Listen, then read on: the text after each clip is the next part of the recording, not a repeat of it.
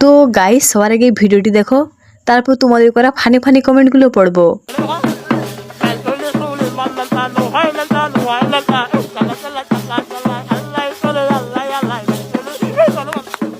तो चलिए शुरू करते हैं। গানটায় পুরো 12টা বাজাই দিছে। যাক এতদিনে পূর্ণতা পেল। আপনারা আছেন বলেই আমরা 2 বেলা হাসতে পারি। শোনো, কদিন ধরে খুবই মাটন খেতে ইচ্ছা হচ্ছিল। তার জন্যই তো তোমাকে নিয়ে আসলাম আমাদের বাড়িতে। আমিও দেখছি তুমিও বেশ কদিন ধরে শুধু বলছো মটন খাবো মটন খাবো মটন খাবো। কিন্তু আমি তো তোমার হাতের রান্না মাটন খেতে চাই। হ্যাঁ জানি, রান্না তো আমারই করতে হবে, সেই জন্যই তো মাকে বলে আগের থেকে আমি সবকিছু প্রস্তুতি করে রেখেছিলাম।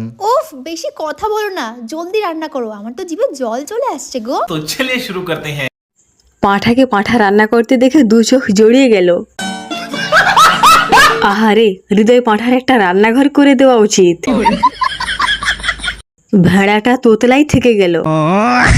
সুমি ডাল খেতেই চায় না, তবু কেন আমাকে ডাল ভাত রান্না করতে হলো? বাড়িতে মাছ ডিম সবই ছিল, কিন্তু এত তাড়াহুড়ো করলো সুমির বাবা। সুমির বাবা আমাকে বলল, আজকে যেমন ঠান্ডা বেশি, আজকে তেমনি কাজের চাপও খুব বেশি, তোমাকে আর কিছু রান্না করতে হবে না, পাতলা করে মুসুরির ডাল আর একটু আলু ছাড়া দিলেই হবে। तो चलिए शुरू करते हैं।